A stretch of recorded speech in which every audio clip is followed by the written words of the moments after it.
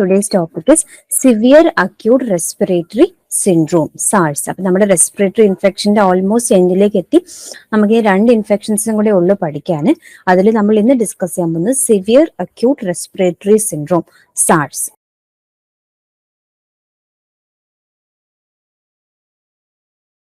SARS അഥവാ severe acute respiratory syndrome cause ചെയ്യുന്നത് coronavirus ആണ്. Viral disease caused by a new strain of coronavirus. ഇപ്പൊ നമ്മൾ COVID-19 എന്ന് പറഞ്ഞിട്ടൊരു പുതിയ കൊറോണ വൈറസ് സ്ട്രെയിൻ ആണ് നമുക്ക് 2019 പാൻഡമിക് ഔട്ട്ബ്രേക്ക് ഉണ്ടാക്കി. അതിന് മുൻപ് തൊട്ട് തന്നെ ഈ വൈറസിന്റെ പല പല സ്ട്രെയിൻസും ഉണ്ട്. അപ്പൊ ആ സ്ട്രെയിനുകളുടെ എല്ലാം പ്രത്യേകത എന്ന് പറഞ്ഞാൽ അവർ സിവിയർ ആയിട്ടുള്ള അക്യൂട്ട് റെസ്പിറേറ്ററി സിൻഡ്രോം, വളരെ കൂടിയത്, പെട്ടെന്ന് വരികയും ചെയ്യും, വളരെ സിവിയർ ആവുകയും ചെയ്യും. സിവിയർ എന്ന് വെച്ചാൽ അസുഖത്തിന്റെ തീവ്രത ഒരുപാട് കൂടുതലെന്ന് അർത്ഥം. അക്യൂട്ട് എന്ന് പറയുമ്പോൾ പെട്ടെന്ന് പ്രോഗ്രസ് ആവുകയും ചെയ്യും. അങ്ങനെ പെട്ടെന്ന് പ്രോഗ്രസ് ആവുന്ന, വളരെ പെട്ടെന്ന് ഒരുപാട് സീരിയസ് ആയി മാറുന്ന റെസ്പിറേറ്ററി ഇൻഫെക്ഷൻ ആണ് സിവിയർ അക്യൂട്ട് റെസ്പിറേറ്ററി സിൻഡ്രോം. അതായത് കോവിഡ് കാരണം ഉണ്ടാകുന്ന പനിയൊക്കെ നമുക്ക് സിവിയർ അക്യൂട്ട് റെസ്പിറേറ്ററി സിൻഡ്രോത്തിനകത്ത് പെടുത്താം. The most common symptom in patients progressing to SARS include fever, malaise, chills, headache, myalgia, dizziness, cough, sore throat, and running nose. In some cases, there is rapid deterioration with low oxygen saturation and acute respiratory distress requiring ventilator support. ചിലർക്കത് mild ആയിട്ട് ചെറിയ പനി, body pain, ചെറിയൊരു തണുപ്പ്, വിറയല്, head ഏക്ക്, myalgia എന്ന് പറയുമ്പോൾ മസിൽസിന് ഉണ്ടാവുന്ന pain, body pain, പിന്നെ ഡിസിനെസ്, ഒരു ചെറിയ തലകറക്കം, ചുമ, തൊണ്ടവേദന, അങ്ങനെയൊക്കെ ആയിട്ട് ജലദോഷം പോലെ വന്ന് അങ്ങ് പോകും. പക്ഷെ ചില ആൾക്കാരിൽ റാപ്പിഡ് ഡിറ്റീരിയറേഷൻ, വേഗം തന്നെ അവരുടെ അസുഖം വഷളാകും, ഹെൽത്ത് മോശമായിട്ട്, ലോ ഓക്സിജൻ സാച്ചുറേഷൻ, അവരുടെ ശരീരത്തിലെ ഓക്സിജന്റെ അളവ് SpO2 ഒക്കെ കുറയും, ലോ ഓക്സിജൻ സാച്ചുറേഷൻ ആയിട്ട് അക്യൂട്ട് റെസ്പിറേറ്ററി ഡിസ്ട്രസ്സിലേക്ക് അവർ പോകും. അപ്പൊ അവർക്ക് വെന്റിലേറ്ററിന്റെ സഹായം വേണ്ടി വരും. Chest X-ray findings typically begin with small unilateral patchy shadowing and progress over 1 to 2 days to become bilateral and generalized with interstitial or confluent infiltration. നമ്മൾ ആദ്യം നോക്കുമ്പോൾ ചെസ്റ്റിന്റെ എക്സ്റേ എടുത്ത് നമ്മൾ നോക്കുമ്പോൾ ഒരു സൈഡിൽ മാത്രം ഒരു പാച്ച് പോലെ കാണാം, ഒന്ന് ക്ലിയർ ആവാത്തൊരു പാച്ച് ഏരിയ കാണാം. പെട്ടെന്ന് തന്നെ 2-3 ദിവസത്തിനുള്ളിൽ അവരുടെ ചെസ്റ്റ് ഇൻഫെക്ഷൻ ഭയങ്കരമായിട്ട് കൂടുകയും പെട്ടെന്ന് നോക്കുമ്പോഴത്തേക്കും ഫുൾ രണ്ട് സൈഡിലും ഭയങ്കരമായിട്ടുള്ള ഒരു പാച്ച് വന്ന് നമുക്കൊന്നും ക്ലിയർ ആയിട്ട് കാണാൻ പറ്റാത്തൊരു അപ്പിയറൻസ് വരും. അതിന് കാരണം എന്താണ്? Interstitial or confluent infiltration. ലങ്സിലേക്ക് ഫ്ലൂയിഡ് വന്ന് നിറയുന്നു. അത് പസ്സാവാം, ഈ ഇൻഫെക്ഷൻ കാരണമൊക്കെ പ്രൊഡ്യൂസ് ആവുന്ന പസ്സാവാം, അല്ലെങ്കിൽ ഒരുപാടായിട്ട് പ്രൊഡ്യൂസ് ചെയ്യുന്ന മ്യൂക്കസും ഡെഡ് സെൽസും എല്ലാം കൂടി ഇരുന്നാവും. പക്ഷെ ലങ്സിൽ ഒരുപാട് ഫ്ലൂയിഡ് നിറയുന്നു. അതുകൊണ്ട് നോർമൽ ആയിട്ടുള്ള അപ്പിയറൻസ് നമുക്ക് എക്സ്റേയിൽ കാണാൻ പറ്റത്തില്ല. Acute respiratory distress syndrome has been observed a number of patients in the end stages and acute respiratory distress സിൻഡ്രോമിലേക്ക് പോകുന്ന പേഷ്യൻസ് കൂടുതലും മരിച്ചു പോകാനാണ് ചാൻസ്. അതായത് ഈ കൊറോണ വൈറസിന്റെ ഇൻഫെക്ഷൻ കാരണം വന്ന് മരിക്കുന്ന പേഷ്യൻസിൽ അക്യൂട്ട് റെസ്പിറേറ്ററി ഡിസ്ട്രസ് വന്നിട്ടാണ് പലരും മരിക്കുന്നത്. അക്യൂട്ട് റെസ്പിറേറ്ററി ഡിസ്ട്രസ് എന്ന് പറയുമ്പോൾ പെട്ടെന്നുണ്ടാവുന്ന ഭയങ്കര സിവിയർ ആയ ശ്വാസം മുട്ടലും അത് സംബന്ധമായിട്ടുള്ള ബുദ്ധിമുട്ടുകളും. അങ്ങനെ വരുമ്പോൾ ആൾക്ക് ശ്വാസം കിട്ടാതെ വരുന്നു, ഓക്സിജൻ സാച്ചുറേഷൻ കുറയുന്നു, അവ വെന്റിലേറ്ററിന്റെ സപ്പോർട്ട് വേണ്ടി വരുന്നു. നമ്മൾ എക്സ്റേ എടുത്ത് നോക്കുമ്പോൾ ആദ്യം കുറച്ചൊരു കുറഞ്ഞ മൈൽഡ് സ്റ്റേജിലൊക്കെ ആണെങ്കിൽ യൂണിലാറ്ററൽ, ഒരു സൈഡിൽ മാത്രം ഒരു പാച്ച് ഷാഡോ പോലെ കാണാം. അത് കുറച്ചുകൂടെ കൂടുമ്പോൾ നമുക്ക് രണ്ട് സൈഡിലും ഇങ്ങനെ പാച്ച് പോലെ വിസിബിൾ. ഇതാണ് നോർമൽ. കണ്ടോ, ഇവിടെ കാണുന്ന ഈ ഒരു റീജിയൻ ആണ് ഹാർട്ട്, ഈ രണ്ട് റീജിയനും നമ്മുടെ ലങ്സ് ആണ്. ഓക്കെ, അപ്പോൾ നോർമൽ എക്സ്റേ. ഇത് ന്യൂമോണിയ വരുമ്പോൾ അപ്പിയറൻസ് ആണ്. ഇത് ബാക്ടീരിയൽ ന്യൂമോണിയ, വൈറൽ ന്യൂമോണിയ. ഇത് COVID-19. ഇപ്പൊ COVID-19 ആയാലും നമ്മൾ ഇവിടെ സ്പെസിഫിക്കലി COVID-19 അല്ല പഠിക്കുന്നത്, കൊറോണ വൈറസ് കാരണം ഉണ്ടാകുന്ന ഏത് ഇൻഫെക്ഷൻ ആയാലോ പഠിക്കുന്നത്. അപ്പൊ അത് ചിന്തിക്കേണ്ട. ഇതെല്ലാം സാർസ് തന്നെയാണ്, സിവിയർ അക്യൂട്ട് റെസ്പിറേറ്ററി സിൻഡ്രോമിന്റെ ഇമേജ് തന്നെയാണ്. അത് COVID-19 ആയാലും ഏത് സ്ട്രെയിൻ ആയാലും അതിന്റെ അപ്പിയറൻസ് നോക്കും മൊത്തത്തിലൊരു ഷാഡോ പോലെ, നമുക്ക് ഇവിടെ ഒന്നും തന്നെ ക്ലിയർ അല്ല, അല്ലെ? ഇതാണ് നോർമലിനെ വെച്ച് കമ്പയർ ചെയ്യുക. നോർമലിൽ വെച്ച് കമ്പയർ ചെയ്യുമ്പോൾ രണ്ട് സൈഡിലും ഡാർക്ക്, നടുക്ക് ഹാർട്ടിന്റെ ഒരു റീജിയൻ ഇങ്ങനെ കാണുന്നതിന് പകരം മൊത്തത്തിൽ നമുക്കൊരു പാച്ചി അപ്പിയറൻസ് ആണ് കാണുന്നത്. എന്തുകൊണ്ടാണ്? Interstitial fluid infiltration. ലങ്സിൽ ഫ്ലൂയിഡ് വന്ന്, ഇൻഫ്ലമേറ്ററി ഫ്ലൂയിഡ് അല്ലെങ്കിൽ ഇൻഫെക്ഷ്യസ് ഫ്ലൂയിഡ് വന്ന് നിറയുന്നു. ആ ഫ്ലൂയിഡ് ഇൻഫിൽട്രേഷൻ കാരണമാണ് ഇവിടെ പാച്ചി അപ്പിയറൻസ് ഉണ്ടാകുന്നത്. Incubation period has been estimated to be 2 to 7 days, commonly 3 to 5 days. 3 മുതൽ 5 ദിവസം മതി സിംറ്റംസ് വരാൻ. ചില കേസുകളിൽ 2 to 7 days, 3 to 5 എന്ന് പഠിച്ചാൽ മതി, അതാണ് കോമൺ. 2 to 7 ഒരു മാക്സിമം നമ്മൾ പറയാണ് ചിലപ്പോൾ 7 ദിവസം വരെ എടുക്കാം സിംറ്റംസ് വരാൻ. Normally 3 to 5 days. Mode of transmission.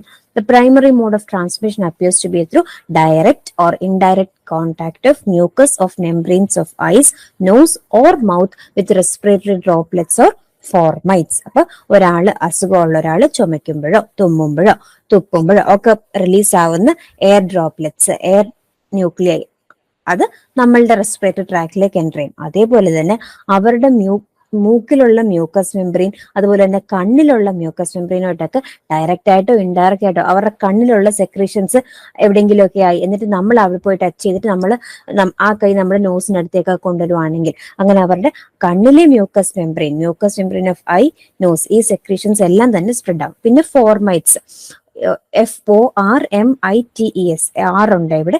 ഫോർമൈറ്റ്സ് അറിയാലോ, ഒരു അസുഖമുള്ള വ്യക്തി ഡയറക്റ്റ് ആയിട്ട് ഈ പറയുന്ന പോലെ അയാൾ തുമ്മുമ്പോഴും തുപ്പുമ്പോഴും ഒക്കെ സ്പ്രെഡ് ആവും. അത് കൂടാതെ ഇപ്പൊ അയാൾ ഉപയോഗിക്കുന്ന സാധനങ്ങൾ, അയാൾ കഴിച്ച പ്ലേറ്റ്, അയാൾ ഉപയോഗിച്ച സ്പൂണ്, അയാളുടെ ഫോൺ ആയാൽ പോലും അതിലൊക്കെ തന്നെയും അയാളുടെ റെസ്പിറേറ്ററി ഡ്രോപ്ലെറ്റ്സ് അല്ലെങ്കിൽ അയാൾ കഫ് ചെയ്യുമ്പോഴൊക്കെ വരുന്ന ഡ്രോപ്ലെറ്റ്സ് ഉണ്ടാവും.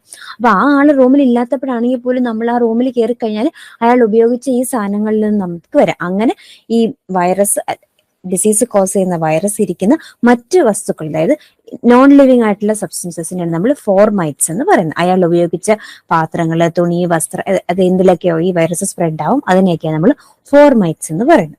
The use of aerosol generating procedures like endotracheal intubation, bronchoscopy, nebulization treatments in hospitals may amplify the transmission of SARS coronavirus.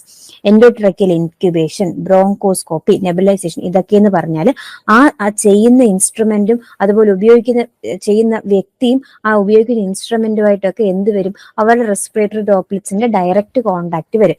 അങ്ങനെ വന്നു കഴിഞ്ഞാൽ ആ മെഷീൻ ഒക്കെ നമ്മൾ സ്റ്റെറിലൈസ് ചെയ്യാതെ വീണ്ടും ഉപയോഗിക്കുകയോ, അല്ലെങ്കിൽ ഈ എൻഡോട്രക്കിയൽ ഇൻക്യുബേഷൻ ഒക്കെ ചെയ്യുന്ന ഡോക്ടർ ആരാണെങ്കിലും അവർ ആ പ്രൊസീജിയർ ചെയ്യുന്ന സമയത്ത് പ്രോപ്പറായിട്ട് മാസ്ക് ഒന്നും ഉപയോഗിക്കാതെയൊക്കെ ചെയ്ത് കഴിഞ്ഞാൽ അസുഖം സ്പ്രെഡ് ആവാനുള്ള ചാൻസ് ഉണ്ട്. കാരണം ഈ സമയത്തൊക്കെ ഡയറക്റ്റ് ആയിട്ട് ലങ്സിന്റെയും അതുപോലെ തന്നെ നോസിന്റെയും ബ്രോങ്കയുടെ ഒക്കെ മെമ്പറിനുമായിട്ട് കോണ്ടാക്ട് വരികയാണ്. The virus is shed in stools, but the role of fecal-oral transmission is unknown. അതൊരു ഇമ്പോർട്ടന്റ് പോയിന്റ് ആണ്. വൈറസ് സ്റ്റൂൾസ് വഴിയും ട്രാൻസ്മിറ്റ് ആവും. കോവിഡ് ഉള്ള വ്യക്തി, കൊറോണ വൈറസ് ഉള്ള ഒരു വ്യക്തി പാസ് ചെയ്യുന്ന സ്റ്റൂൾസിലും അയാളുടെ ഫീക്കൽ മാറ്ററിലും ഈ വൈറസ് ഉണ്ടാവും. ഫീക്കസിലൂടെ സ്പ്രെഡ് ആവുമോ എന്നുള്ള കാര്യത്തിൽ വലിയ ഉറപ്പ് പറയുന്നില്ല, പക്ഷെ ഫീക്കൽ മാറ്ററിലും എന്തുണ്ട്, വൈറസ് ഉണ്ട്. അതുകൊണ്ടാണ് അവർക്ക് നമ്മൾ സ്പെഷ്യൽ ബാത്റൂം കൊടുക്കണം. കോവിഡ് ഒക്കെ വരുന്ന സമയത്ത് ക്വാറന്റൈൻ കൊടുക്കും, നമ്മൾ അവർക്ക് ബാത്റൂം പോലും ഇൻഡിവിജ്വൽ ആയിട്ടുള്ള ഒരു ബാത്റൂം കൊടുക്കും. ആ സമയത്ത് അവർ യൂസ് ചെയ്യുന്ന ബാത്റൂം വേറെ ആരും യൂസ് ചെയ്യത്തില്ല. അതുപോലെ തന്നെ ഇൻ കേസ് ഇപ്പോൾ ഒരു പേഷ്യന്റ് കോവിഡ് ആയിട്ട് നമ്മൾ റിപ്പോർട്ട് ചെയ്ത് അവരെ പെട്ടെന്ന് ഐസൊലേഷന് വേണ്ടി വേറൊരു സ്ഥലത്തേക്ക്, വേറെ ഹോസ്പിറ്റലിലേക്ക് കൊണ്ട്, എങ്കിൽ അവർ വീട്ടിൽ യൂസ് ചെയ്ത ബാത്റൂം നമ്മൾ ബ്ലീച്ചിങ് പൗഡർ ഒക്കെ ഇട്ട് സാനിറ്റൈസ് ചെയ്ത് 3 ദിവസത്തേക്ക് യൂസ് ചെയ്തില്ല. കാരണം അവരുടെ സ്റ്റൂൾസിലൂടെ ഈ വൈറസ് ട്രാൻസ്മിറ്റ് ആവാനുള്ള ട്രാൻസ്മിഷൻ നടക്കില്ലെന്ന് അറിയത്തില്ല, പക്ഷെ അവരുടെ സ്റ്റൂൾസിൽ ഈ വൈറസിന്റെ സാന്നിധ്യം ഉണ്ട്. Natural reservoir appears to be horseshoe bat which eats and drops fruit insected by civets. horseshoe bat എന്ന് പറയുന്ന ഒരു ബാറ്റ് ആണ് കൊറോണ വൈറസിന്റെ നാച്ചുറൽ റിസർവോയർ. ഏതാണ്? horseshoe bat. ഇനി ഡയഗ്നോസ്റ്റിക് ടെസ്റ്റുകൾ, എന്തൊക്കെ ടെസ്റ്റുകളാണ് ഉപയോഗിക്കുന്നുള്ളത്? ഒന്ന്, conventional reverse transcriptase PCR, RT-PCR. RT-PCRന്റെ ഫുൾ ഫോം എന്ന reverse transcriptase polymerase chain reaction, RT-PCR. RT-PCR എന്ന വാക്കൊക്കെ നമുക്കിപ്പോ കോവിഡിന് ശേഷം വളരെ ഫെമിലിയർ ആണ്. അതിന്റെ ഫുൾ ഫോം വളരെ ഇമ്പോർട്ടന്റ് ആണ്. RT-PCR, reverse transcriptase polymerase chain reaction, and real time transcriptase PCR, real time RT-PCR assay. അപ്പൊ RT-PCR ആണ് ഡയഗ്നോസ് ചെയ്യാനുള്ള ഒരു മെത്തേഡ്. ഏത് സ്പെസിമെനാ എടുക്കുന്ന ഡയഗ്നോസ് ചെയ്യാൻ വേണ്ടിയിട്ട്? At least 2 different clinical specimens. Example, nasopharyngeal and stool specimens. The same clinical specimen collected, ഒന്നെങ്കിൽ എന്ത് ചെയ്യും, 2 സ്പെസിമെൻ എടുക്കും. ഒന്ന് അയാളുടെ മൂക്കിൽ നിന്നൊരു സ്വാബ് എടുക്കും, അതേപോലെ തന്നെ അയാളുടെ സ്റ്റൂളിന്റെ സാമ്പിൾ എടുക്കും. എന്നിട്ട് രണ്ടിലും വൈറസിനെ ഡിറ്റക്ട് ചെയ്യാൻ പറ്റുവാണെങ്കിൽ അയാൾക്ക് ഈ വൈറസിന്റെ ഇൻഫെക്ഷൻ ഉണ്ടെന്ന് നമുക്ക് മനസ്സിലാക്കാൻ പറ്റും. അല്ലെങ്കിൽ the same clinical specimen collected on 2 or more occasions during the course of illness. Example, sequential nasopharyngeal aspirates. അല്ലെങ്കിൽ നമ്മൾ ആദ്യം അയാളുടെ മൂക്കിൽ നിന്നൊരു സ്വാബ് എടുക്കും, അത് ചെക്ക് ചെയ്യും, വീണ്ടും കുറച്ച് ദിവസം കഴിയുമ്പോൾ വീണ്ടും നേസോഫാരിഞ്ചൽ സ്വാബ് എടുത്തിട്ട് അത് വീണ്ടും RT-PCR. അപ്പൊ ഈ 2 സമയത്തും കോവിഡ് വൈറസിന്റെ സാന്നിധ്യം ഉണ്ടെങ്കിൽ അയാൾക്ക് സിവിയർ ആയിട്ടുള്ള ഇൻഫെക്ഷൻ ഉണ്ടെന്ന് പറയാൻ പറ്റും. A new extract from the original sample tested positive by two different assays or repeated RT-PCR or real-time RT-PCR on each occasion of testing. അല്ലെങ്കിൽ ഈ ഒറിജിനൽ സാമ്പിൾ ഒരു ടെസ്റ്റ് ചെയ്ത സാമ്പിളിൽ തന്നെ ഒന്നും കൂടെ ടെസ്റ്റ് ചെയ്യും, 2 വട്ടം ടെസ്റ്റ് ചെയ്യും. അപ്പൊ 2 വട്ടം ഉണ്ടെന്ന് പ്രൂവ് ആവും. Virus collected from any clinical specimen. അപ്പൊ മെയിൻ ആയിട്ട് നമ്മൾ അറിഞ്ഞിരിക്കേണ്ട കാര്യം ഡയഗ്നോസ്റ്റിക് ടെസ്റ്റ് എന്ന് പറയുന്നത് ഒരു മെത്തേഡ് RT-PCR ആണ്. Real time RT-PCR, real time reverse transcriptase polymerase chain reaction. ഇതിനകത്ത് നമ്മൾ എന്താണ് ചെയ്യുന്നത്? ഒന്നെങ്കിൽ അവരുടെ നേസോ ഫാരിഞ്ചൽ സ്വാബ്, മൂക്കിൽ നിന്നോ വായിക്കകത്തും തൊണ്ടയിൽ നിന്നോ സ്വാബ് കളക്ട് ചെയ്യും, അല്ലെങ്കിൽ സ്റ്റൂൾ സ്പെസിമെൻ, അവരുടെ ഫീക്കൽ മാറ്ററിന്റെ സ്പെസിമെൻ കളക്ട് ചെയ്യും. അത് കളക്ട് ചെയ്തിട്ട് അതിനെ എക്സാമിൻ ചെയ്യും, അതിനെ അസസ് ചെയ്യും. ഒന്നെങ്കിൽ 2 സാമ്പിൾസ് ഒരേ സമയം എടുക്കും, മൂക്കിൽ നിന്നുള്ള സെക്രീഷനും സ്റ്റൂൾ സാമ്പിളും എടുക്കും.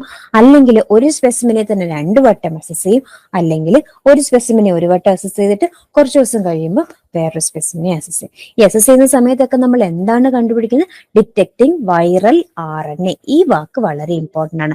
വൈറൽ RNA ആണ്, വൈറൽ RNAയുടെ സാന്നിധ്യമാണ് നമ്മൾ ചെക്ക് ചെയ്യുന്നത്. ഇപ്പൊ എന്ത് സാമ്പിളാണ് എടുക്കുന്നത്, എന്ത് സ്പെസിമിനെ എടുക്കുന്നതെന്ന് ചോദിച്ചാൽ നേസോ ഫാരിഞ്ചൽ സ്വാബ്, മൂക്കിൽ നിന്നുള്ള സ്വാബ്, അല്ലെങ്കിൽ സ്റ്റൂളിന്റെ സ്പെസിമെൻ, ഇതൊക്കെയാണ് എടുക്കുന്നത്. അത് ഏത് മെത്തേഡ് വെച്ചാ ചെയ്യുന്നത് ചോദിച്ചാൽ RT-PCR, reverse transcriptase polymerase chain reaction. എന്താണ് ഡിറ്റക്ട് ചെയ്യുന്നത്? വൈറസിന്റെ RNAയുടെ സാന്നിധ്യം. അത് കാണുമ്പോൾ നമുക്ക് പറയാൻ പറ്റും വൈറസ് ഉണ്ട് എന്ന് പറയാൻ പറ്റും. രണ്ടാമത് enzyme linked immunosorbent assay and immunofluorescent assay, ELISA test. Enzyme linked immunosorbent assay അല്ലെങ്കിൽ ഇമ്മ്യൂണോഫ്ലോറസെന്റ് അസേ. ഈ മെത്തേഡിലൂടെ നമുക്ക് കണ്ടെത്താം. Negative antibody test on serum collected during acute phase of illness followed by positive antibody test on convalescent phase of serum tested simultaneously.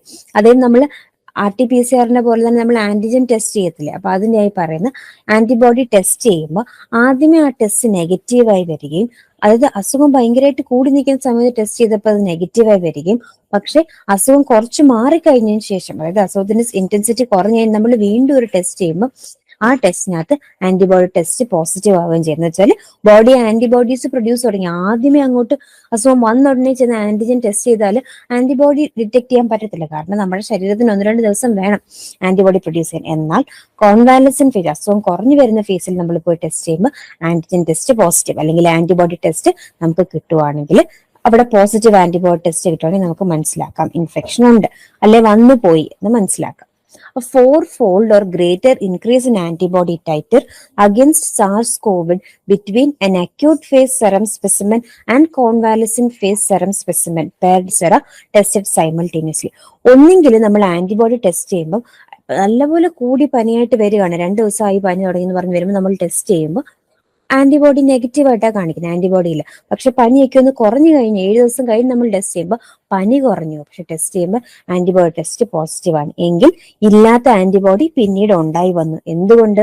Virus infected ആയിരുന്നു, അതുകൊണ്ടാണ് body അതിന് against ആയിട്ട് antibody നിർമ്മിച്ചത് എന്ന് മനസ്സിലാക്കുക. അല്ലെങ്കിൽ നമ്മൾ ആദ്യം ഈ ടെസ്റ്റ് ചെയ്യുമ്പോൾ ഒരു 3-4 ദിവസമായി പനി ഉണ്ടായി എന്ന് പറഞ്ഞിട്ട് നമ്മൾ ആന്റിജൻ ടെസ്റ്റ് ചെയ്യുമ്പോൾ ആന്റിബോഡി പോസിറ്റീവായിട്ട് കിട്ടി. ആന്റിബോഡി ഇത്രമാത്രം ആന്റിബോഡിയുടെ സാന്നിധ്യം കാണാൻ പറ്റും, നമ്മൾ ടൈറ്റർ എത്ര ആണെന്ന് നോട്ട് ചെയ്തു. പിന്നെ ഒരു 7 ദിവസം കഴിഞ്ഞ് ടെസ്റ്റ് ചെയ്യുമ്പോഴത്തേക്കും പനിയൊക്കെ കുറഞ്ഞു, പക്ഷെ ഇപ്പൊ ടെസ്റ്റ് ചെയ്യുമ്പോൾ ആദ്യം ഉണ്ടായിരുന്ന ആന്റിബോഡിയുടെ അളവ് ഒരുപാട് കൂടി എന്ന് പറയുമ്പോൾ അഗെയിൻ അതിൽ ഇൻഡിക്കേറ്റ് ചെയ്യുന്നത് ആദ്യമേ ബോഡി കുറച്ച് ആന്റിബോഡീസ് പ്രൊഡ്യൂസ് ചെയ്ത് തുടങ്ങിയ സമയത്താണ് നമ്മൾ ടെസ്റ്റ് ചെയ്തത്. പിന്നീട് ബോഡി മാക്സിമം ആന്റിബോഡീസ് പ്രൊഡ്യൂസ് ചെയ്ത് ടെസ്റ്റ് ചെയ്യുമ്പോൾ ആന്റിബോഡിയുടെ അളവ് കൂടി എന്ന് പറഞ്ഞാൽ നമുക്ക് രണ്ടാമത്തെ ടെസ്റ്റിന്റെ മെത്തേഡാണ് എലീസ അല്ലെങ്കിൽ ഇമ്മ്യൂണോഫ്ലോറസെന്റ് അസേ. അവിടെ നമ്മൾ എന്താ ടെസ്റ്റ് ചെയ്യുന്നത്? ആന്റിബോഡിയുടെ സാന്നിധ്യമാണ് നോക്കുന്നത്. നമ്മൾ 2 സാമ്പിൾ എടുത്ത് നോക്കും.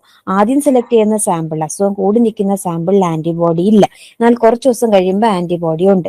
അങ്ങനെ വന്നാലും ഇൻഫെക്ഷൻ ഉണ്ടെന്ന് നമുക്ക് പ്രൂവ് ചെയ്യാം. അല്ലെങ്കിൽ ആദ്യം ടെസ്റ്റ് ചെയ്യുമ്പോൾ ആന്റിബോഡി കുറവാണ്, പിന്നെ ടെസ്റ്റ് ചെയ്യുമ്പോൾ ആന്റിബോഡി 4 ഇരട്ടി കൂടുന്നു. അതിന്റെ അർത്ഥം ഈ സമയങ്ങളിൽ ഒക്കെ നമ്മൾ ആദ്യം ടെസ്റ്റ് ചെയ്തതിന് 2 ടെസ്റ്റിന് ഇടയിലുള്ള സമയം മുഴുവനും ബോഡി ഡിസീസുമായിട്ട് ഫൈറ്റ് ചെയ്യുകയാണ്, കൂടുതൽ ആന്റിബോഡീസ് പ്രൊഡ്യൂസ് ചെയ്യുകയാണ്. ഓക്കെ, അപ്പൊ 2 സൈമൾട്ടേനിയസ് ടെസ്റ്റുകൾ ചെയ്യും ഒരു ഇന്റർവെല്ലിൽ. ആദ്യത്തെ ടെസ്റ്റിൽ ആന്റിബോഡി നെഗറ്റീവ്, രണ്ടാമത്തെ ആന്റിബോഡി പോസിറ്റീവ് ആയാലും ഇൻഫെക്ഷൻ കൺഫേം ചെയ്യാം. ആദ്യത്തെ ടെസ്റ്റിൽ ആന്റിബോഡി ടൈറ്റർ ലോയും രണ്ടാമത്തേതിൽ 4 ഇരട്ടി കൂടും, 4-fold റൈസ് വന്നാലും നമുക്ക് ഇൻഫെക്ഷൻ ആണെന്ന് കൺക്ലൂഡ് ചെയ്യാം. അപ്പൊ diagnostic test for laboratory confirmation of SARS, ഏതൊക്കെ ലബോറട്ടറി ടെസ്റ്റ് ചെയ്താണ് നമ്മൾ സാർസ് കൊറോണ വൈറസിന് ഇൻഫെക്ഷൻ എന്ന് കൺഫേം ചെയ്യുന്നത് വെച്ചാൽ രണ്ട് പേരേ ഉള്ളൂ. ഏതൊക്കെയാണ്? ഒന്ന് RT-PCR-ഉം, 2 എലീസ അല്ലെങ്കിൽ ELISA and immunofluorescent assay. RT-PCR എന്താണ്? Reverse transcriptase polymerase chain reaction. അത് 2 രീതിയിൽ ചെയ്യാം. ഒന്ന് റിയൽ ടൈം RT-PCR-ഉം, ഒന്നല്ലാത്ത കൺവെൻഷണൽ RT-PCR. എലീസ എന്താണ്? Enzyme linked immunosorbent assay. IFA എന്താണ്? Immunofluorescent assay. ഇനി RT-PCR എന്താ എടുക്കുന്നത്? മൂക്കിൽ നിന്നുള്ള സാമ്പിൾ അല്ലെങ്കിൽ തൊണ്ടയിൽ നിന്നുള്ള സാമ്പിൾ, അതാണ് നേസോ ഫാരിഞ്ചൽ, നോസ് അല്ലെങ്കിൽ ഫാരിങ്സിൽ നിന്നുള്ള സാമ്പിൾ, അല്ലെങ്കിൽ സ്റ്റൂളിന്റെ സ്പെസിമെൻ. ഇവിടെയും സെയിം സ്പെസിമെൻ എടുക്കുന്നത്, പക്ഷെ ടെസ്റ്റ് ചെയ്യുന്നത് ഇവിടെ RT-PCR ടെസ്റ്റ് ചെയ്യുന്നത് എന്താണ്? RNA-യുടെ സാന്നിധ്യം, വൈറൽ RNA ഉണ്ടോ എന്നാണ് ടെസ്റ്റ് ചെയ്യുന്നത്. ഇവിടെ നമ്മൾ ടെസ്റ്റ് ചെയ്യുന്നത് എന്താണ്? വൈറസിന്റെ ആന്റിബോഡി ഉണ്ടോ എന്നാണ് ടെസ്റ്റ് ചെയ്യുന്നത്. ഓക്കെ, അതാണ് ഡിഫറൻസ്. ഇനിയും അപ്പൊ ഡയഗ്നോസിസ് കഴിഞ്ഞു. അടുത്തത് കോംപ്ലിക്കേഷൻ. മാനേജ്മെന്റിനെ പറ്റി അല്ലെങ്കിൽ ട്രീറ്റ്മെന്റിനെ പറ്റി പ്രത്യേകിച്ച് ഒന്നും പറയേണ്ടതായിട്ടില്ല. കോവിഡ് വരുന്ന സമയത്ത് എന്താണോ അവരുടെ സിംറ്റം, അതിനനുസരിച്ചുള്ള സിംറ്റമാറ്റിക് മാനേജ്മെന്റ് ചെയ്യുക, ആന്റിവൈറൽ ഡ്രഗ്സ് യൂസ് ചെയ്യുക. സിവിയർ ആയിട്ട് അസുഖം കൂടുകയാണെങ്കിൽ അവർക്ക് ഹോസ്പിറ്റലൈസേഷൻ വേണ്ടി വരും, വെന്റിലേറ്ററിന്റെ സഹായമൊക്കെ വേണ്ടി വരും. പനി ഉണ്ടെങ്കിൽ പനി കുറയ്ക്കാനുള്ള മെഡിസിൻസ് ഒക്കെ കൊടുക്കുക. ഓക്കെ, അടുത്തത് complications. As with any viral pneumonia, pulmonary decompensation is the most feared problem. ഏറ്റവും കോമൺ കോംപ്ലിക്കേഷൻ എന്ന് പറയുന്നത് എന്താണ്? ന്യൂമോണിയ ആയി പോയിട്ട് ലങ്സിന്റെ ഫംഗ്ഷൻ ഇല്ലാതാവുന്നത്. അതാണ് ഏറ്റവും കോമൺ കോംപ്ലിക്കേഷൻ. അതായത് കോവിഡ് വന്ന് മരിക്കുന്ന കൂടുതൽ ആളുകൾ ന്യൂമോണിയ വന്നിട്ടാണ് മരിക്കുന്നത്. രണ്ടാമത് acute respiratory distress syndrome, severe ആയിട്ടുള്ള റെസ്പിറേറ്ററി ഡിസ്ട്രസ് ഉണ്ടാവുക. പിന്നെ sequelae of intensive care include infection with nosocomial pathogens, tension pneumothorax from ventilation at high peak pressures, and non-cardiogenic pulmonary edema. അപ്പം ഈ അസുഖം വന്ന് ഉണ്ടാവാൻ ചാൻസ് ഉള്ള കോംപ്ലിക്കേഷൻസ് എന്ന് പറയുമ്പോൾ, ഒന്ന് ഏത് ഇൻഫെക്ഷൻ, റെസ്പിറേറ്ററി ഇൻഫെക്ഷന്റെയും അവസാന സ്റ്റേജ് ആയിട്ടുള്ള ന്യൂമോണിയ കാരണം ഉണ്ടാവുന്ന ലങ്സിന്റെ ഫംഗ്ഷൻ ഇല്ലാതാവുന്നതാണ് pulmonary decompensation due to pneumonia. രണ്ടാമത് അക്യൂട്ട് റെസ്പിറേറ്ററി ഡിസ്ട്രസ് സിൻഡ്രോം, ശ്വാസം മുട്ടലും ശ്വാസം എടുക്കാനുള്ള ബുദ്ധിമുട്ടൊക്കെ. അതല്ലാതെ ഒരുപാട് ദിവസം ICUലൊക്കെ ഒരു പേഷ്യന്റ് അഡ്മിറ്റ് ആയിരുന്നു. ഇപ്പൊ അയാൾക്ക് ന്യൂമോണിയ ഒക്കെ വന്നു, വെന്റിലേറ്ററിന്റെ സഹായത്തിന് ഒരുപാട് ദിവസം ഹോസ്പിറ്റലിൽ അഡ്മിറ്റ് ആയിരുന്നു. അപ്പൊ ആ ഹോസ്പിറ്റലൈസേഷൻ കാരണം അതിനുശേഷം ഉണ്ടാവുന്ന കോംപ്ലിക്കേഷൻ സീക്വല് എന്താണ്? Nosocomial infection. ഒരാൾക്ക് ഹോസ്പിറ്റലിൽ നിന്ന് കിട്ടുന്ന ഇൻഫെക്ഷൻസിന് പറയുന്ന പേരാണ് നോസോകോമിയൽ പാത്തജൻസ് അല്ലെങ്കിൽ നോസോകോമിയൽ ഇൻഫെക്ഷൻസ്. വളരെ ഇമ്പോർട്ടന്റ് ആയിട്ടുള്ള പോയിന്റ് ആണ്. അതായത് ഇപ്പൊ ഒരു എക്സാമ്പിൾ പറയുകയാണെങ്കിൽ, ഒരാള് സാധാരണ ഒരു ശ്വാസം മുട്ടലും പനിയും കാരണം ഹോസ്പിറ്റലിലേക്ക് പോയി. ആ ഹോസ്പിറ്റലിൽ പോയ സമയത്ത്, ഹോസ്പിറ്റൽ എന്ന് പറഞ്ഞ എത്രയോ ആളുകൾ വരുന്ന ഒരു സ്ഥലമാണ് അല്ലെ. അവിടെ അയാൾക്ക് പനി ആയതുകൊണ്ടും അയാളുടെ ഇമ്മ്യൂണിറ്റി കുറവായതുകൊണ്ടും ഹോസ്പിറ്റലിൽ നിന്ന് അയാൾക്ക് ഒരു ന്യൂമോണിയയുടെ ഇൻഫെക്ഷൻ കിട്ടി. അങ്ങനെ വരുന്നതിന് നമ്മൾ എന്തെന്ന് പറയും? ഹോസ്പിറ്റൽ അക്വയർഡ് ഇൻഫെക്ഷൻ, ഹോസ്പിറ്റലിൽ നിന്നും കിട്ടിയ ഇൻഫെക്ഷൻ. ഈ ഹോസ്പിറ്റൽ അക്വയർഡ് ഇൻഫെക്ഷൻസിന്റെ വേറെ പേരാണ് നോസോകോമിയൽ ഇൻഫെക്ഷൻ. അതുപോലെ തന്നെ ഇപ്പൊ സർജറി കഴിഞ്ഞ് സ്റ്റിച്ച് ഒക്കെ ഇട്ട് ആ സ്റ്റിച്ച് ഹോസ്പിറ്റലിൽ വെച്ച് തന്നെ പഴുക്കുകയാണ്, അല്ലെങ്കിൽ ആ സ്റ്റിച്ച് കുറച്ച് കഴിഞ്ഞ് പഴുക്കുകയാണ്. അപ്പൊ എന്തുകൊണ്ടാ ആ പഴുപ്പിന്റെ സോഴ്സ് എവിടുന്നാ വന്നത്? ഹോസ്പിറ്റലിൽ നിന്ന് എവിടുന്നോ കിട്ടിയതാണ് ഇൻഫെക്ഷ്യസ് ഏജന്റ് അല്ലെ. അപ്പൊ അതും ഹോസ്പിറ്റലിൽ നിന്ന് കിട്ടിയ ഇൻഫെക്ഷൻ ആണ്, ഹോസ്പിറ്റൽ അക്വയർഡ് ഇൻഫെക്ഷൻ. അപ്പൊ നമ്മൾ അതിനെ എന്തെന്ന് പറയും? നോസോകോമിയൽ ഇൻഫെക്ഷൻ അല്ലെ, അതുണ്ടാക്കുന്ന നോസോകോമിയൽ പാത്തജൻസ് എന്ന് പറയും. പുതിയ വെറൈറ്റി അസുഖമൊന്നും അല്ല, ഏതെങ്കിലുമൊക്കെ കോമൺ ആയിട്ടുള്ള അസുഖം തന്നെ. പക്ഷെ അത് ഹോസ്പിറ്റലിൽ നിന്നാണ് കിട്ടുന്നതെങ്കിൽ നമ്മൾ ആ അസുഖമായിട്ട് ഹോസ്പിറ്റലിലേക്ക് പോകുമല്ല, ഹോസ്പിറ്റലിൽ പോയിട്ടാണ് അസുഖം കിട്ടുന്നതെങ്കിൽ നമ്മൾ അതിനെ നോസോകോമിയൽ പാത്തജൻ അല്ലെങ്കിൽ നോസോകോമിയൽ ഇൻഫെക്ഷൻ എന്ന് പറയും. ഇപ്പൊ ഒരു സർജറി ഒക്കെ കഴിഞ്ഞിരിക്കുന്ന പേഷ്യന്റ് ഒക്കെ നമ്മുടെ വീട്ടിലുണ്ട്, അല്ലെങ്കിൽ കോവിഡ് കഴിഞ്ഞ പേഷ്യന്റ് ഒക്കെ ഉണ്ടെങ്കിൽ അവിടെ ആരെങ്കിലും റിലേറ്റീവ്സ് കാണാൻ വരുമ്പോൾ നമ്മൾ റെസ്ട്രിക്ട് ചെയ്യും. ഇപ്പൊ കാണാൻ വരണ്ട, ആള് സർജറി കഴിഞ്ഞിട്ടേ ഉള്ളൂ, ഇമ്മ്യൂണിറ്റി കുറവായിരിക്കും. അതുപോലല്ലേ ഹോസ്പിറ്റലിൽ ഇരിക്കുമ്പോഴും ആ സമയത്ത് ആരെങ്കിലും ഹോസ്പിറ്റലിൽ നിന്ന് ഏതെങ്കിലും ഒരു പേഷ്യന്റിന്റെ കയ്യിൽ നിന്നോ അല്ലെങ്കിൽ ഡോക്ടേഴ്സ് എവിടെന്നെങ്കിലും ഒക്കെ ഇൻഫെക്ഷൻ അവർക്ക് കിട്ടുകയാണെങ്കിൽ ഹോസ്പിറ്റലിൽ നിന്ന് കിട്ടുന്ന ഇൻഫെക്ഷൻ നമ്മൾ എന്തെന്ന് പറയും? Nosocomial infection. അപ്പൊ കോവിഡ് വരുന്ന രോഗികൾക്ക് ഇമ്മ്യൂണിറ്റി സിവിയർ ആയിട്ട് കോംപ്രമൈസ്ഡ് ആവുന്നതുകൊണ്ട് തന്നെ ഹോസ്പിറ്റൽ അക്വയർഡ് ഇൻഫെക്ഷൻസ് അല്ലെങ്കിൽ നോസോകോമിയൽ ഇൻഫെക്ഷൻസ് കിട്ടാനുള്ള ചാൻസ് ഉണ്ട്. ഇതൊരു കോംപ്ലിക്കേഷൻ. അടുത്തത് tension pneumothorax from ventilation at high peak pressures. Tension pneumothorax അതായത് നമ്മുടെ ലങ്സ് എവിടെയായിരിക്കുന്നത്? തൊറാസിക് ക്യാവിറ്റി അല്ലെങ്കിൽ ചെസ്റ്റ് ക്യാവിറ്റിയിലാണ് ഇരിക്കുന്നത്. നമുക്കൊരു ഡയഫ്രം ഉണ്ട്. ഡയഫ്രമിന് താഴെ കാണുന്നതാണ് അബ്ഡോമിനൽ ക്യാവിറ്റി. അവിടെയാണ് നമ്മുടെ stomach, small intestine, large intestine, liver, kidney, spleen അതെല്ലാം ഇരിക്കുന്നത്. ഇനി നമുക്കൊരു ക്യാവിറ്റി ഉണ്ട്, ചെസ്റ്റ് ക്യാവിറ്റി. ചെസ്റ്റ് ക്യാവിറ്റിയിലാണ് നമ്മുടെ ലങ്സും ഹാർട്ടും ഒക്കെ ഇരിക്കുന്നത്. ലങ്സിനെ പ്രൊട്ടക്ട് ചെയ്യുന്ന ഒരു ഔട്ടർ കവറിംഗ് ആണ് പ്ലൂറ. പ്ലൂറയ്ക്ക് 2 ലെയർ ഉണ്ട്. ഔട്ടർ പെറൈറ്റൽ പ്ലൂറയും വേറെ ഒരു ഇന്നർ വിസറൽ പ്ലൂറയും ഉണ്ട്. ഈ പ്ലൂറയുടെ 2 മെമ്പറാണ് ലങ്സിനെ പ്രൊട്ടക്ട് ചെയ്യുന്നത്. ആ പ്രൊട്ടക്ട് ചെയ്യുന്ന മെമ്പറിന്റെ ഇടയിൽ ഒരു ഫ്ലൂയിഡ് ഉണ്ട്. ആ ഫ്ലൂയിഡ് എന്ന് പറഞ്ഞു കഴിഞ്ഞാൽ അത് ഫ്രിക്ഷനെ കുറയ്ക്കാനും ഒക്കെ സഹായിക്കും, ലങ്സിനെ എക്സ്പാൻഡ് ചെയ്യാനും ഒക്കെ സഹായിക്കും നോർമലായിട്ട്. ഓക്കെ, അപ്പൊ ലങ്സ് ഉണ്ട്. ലങ്സിന് ചുറ്റും ലങ്സിനെ പ്രൊട്ടക്ട് ചെയ്തുകൊണ്ട് ഒരു ബാഗ് പോലത്തെ കവറിംഗ് ഉണ്ട് പ്ലൂറ. അവിടെ ഒരു ഫ്രിക്ഷൻ കുറയ്ക്കാൻ വേണ്ടി ഒരു ഫ്ലൂയിഡ് ഉണ്ട് എന്ന് വിചാരിക്കാം. ഫ്ലൂയിഡിന്റെ അളവ് വളരെ കുറവാണ്, ചെറിയൊരു ഫ്ലൂയിഡ്. അപ്പൊ ഇവിടെ എന്തില്ല, എയറിന്റെ സാന്നിധ്യം ഇല്ല. എന്തെങ്കിലും കാരണവശാല് ആ പ്ലൂറൽ സ്പേസിലേക്ക് എയർ വന്ന് നിറയുകയാണെങ്കിൽ ആ കണ്ടീഷനാണ് നമ്മൾ ന്യൂമോതൊറാക്സ് എന്ന് പറയുന്നത്.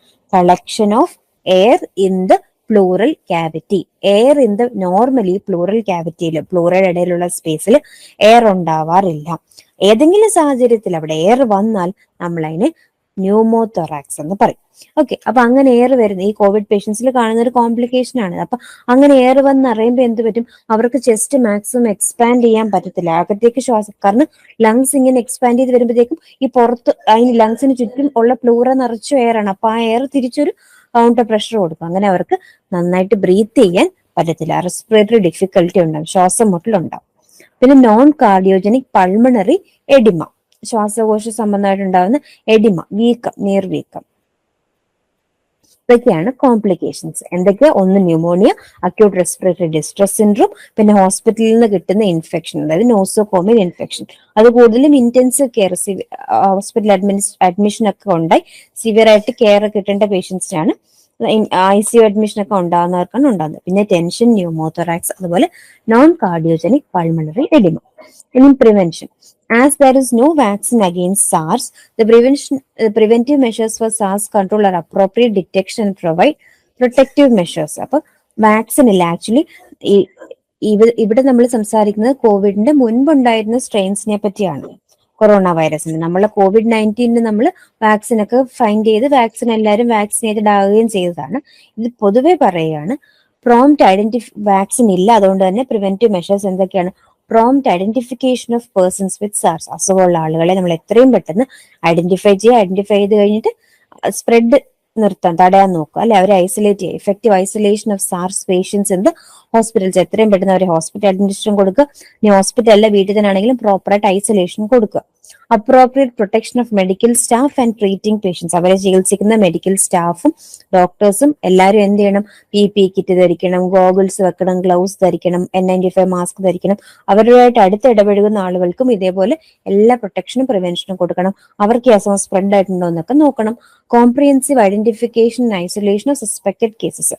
അസുഖം ഉള്ളവർക്ക് വേഗം തന്നെ ഐഡന്റിഫൈ ചെയ്ത് സസ്പെക്റ്റുകൾ, അതായത് നമുക്ക് ഈ അസുഖം ഉണ്ടോ എന്ന് സംശയിക്കുന്ന ആളുകൾ എത്രയും പെട്ടെന്ന് ടെസ്റ്റ് ചെയ്ത് ഉണ്ടോ ഇല്ലെന്ന് ഉറപ്പ് വരുത്തിയിട്ട് ഉണ്ടെങ്കിൽ അവരെ ഐസൊലേറ്റ് ചെയ്യണം.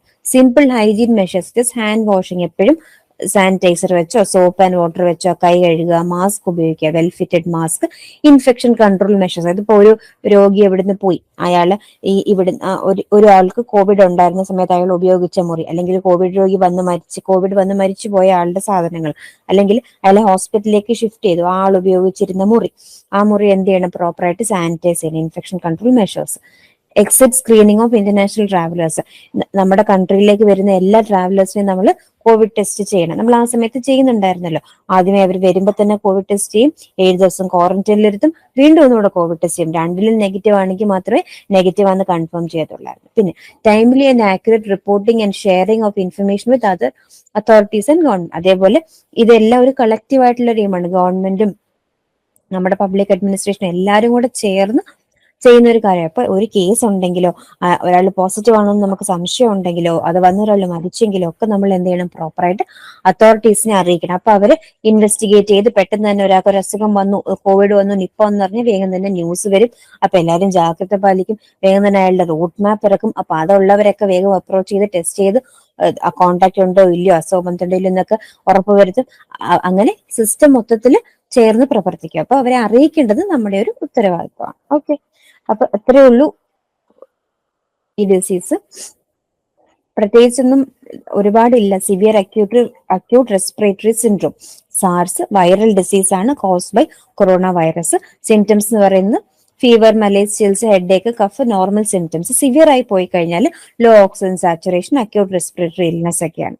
ചെസ്റ്റ് എക്സ്റേയിൽ കാണുന്ന ഫൈൻഡിങ്സ്, ആദ്യം മൈൽഡ് ആയിട്ടുള്ള യൂണിലാറ്ററൽ പാച്ചിങ് ആയിരിക്കും, പിന്നെ അത് ബൈലാറ്ററൽ ആയിട്ടുള്ള പാച്ച് ഇമേജസ് കാണാം. കാരണം എന്താണ്? Interstitial confluent infiltration of fluid. End stage പേഷ്യൻസിന് കൂടുതലും നമുക്ക് അക്യൂട്ട് റെസ്പിറേറ്ററി ഡിസ്ട്രസ് കാണാം. Incubation period 3 to 5 days. Mode of transmission direct contact അല്ലെങ്കിൽ indirect contact. Mucus membrane of eyes, nose, mouth, respiratory droplets, പിന്നെ fomite. Use of aerosol generating പ്രൊസീജിയേഴ്സും ട്രാൻസ്മിഷന് സഹായിക്കും. Faecal matter അല്ലെങ്കിൽ സ്റ്റൂൾസിൽ വൈറസിന്റെ സാന്നിധ്യം കാണാൻ സാധിക്കും.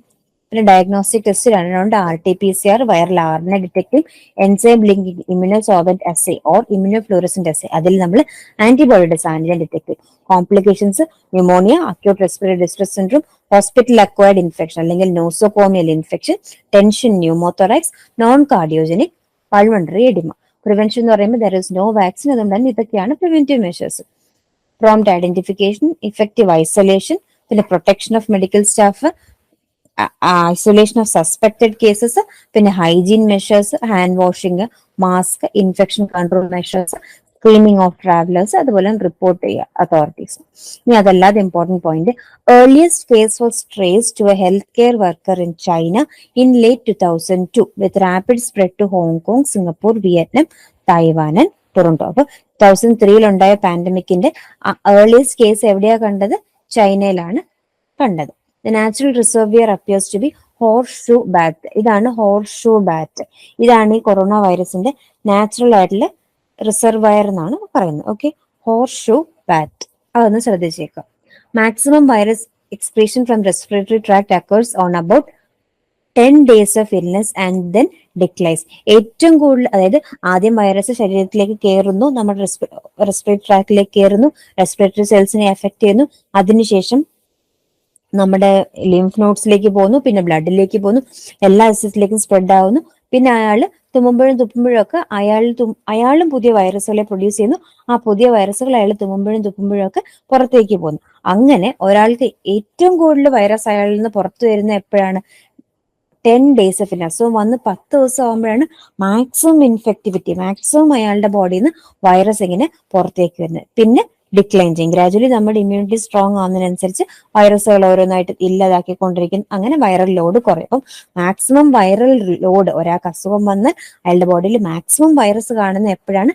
10th day of illness. അസുഖം വന്ന് 10 ദിവസം ആകുമ്പോഴായിരിക്കും ഏറ്റവും കൂടുതൽ, ആ സമയത്തായിരിക്കും അയാളുടെ ബോഡിയിൽ ഏറ്റവും മാക്സിമം വൈറസ് ഉള്ളതും, അതുകൊണ്ട് തന്നെ ഏറ്റവും കൂടുതൽ ഇൻഫെക്ടിവിറ്റി ആ സമയത്തായിരിക്കും. അതായത് മറ്റൊരാൾക്ക് അസുഖം വരാനുള്ള ചാൻസ് ഏറ്റവും കൂടുതൽ ആ സമയത്തായിരിക്കും ഇയാളിൽ നിന്ന്.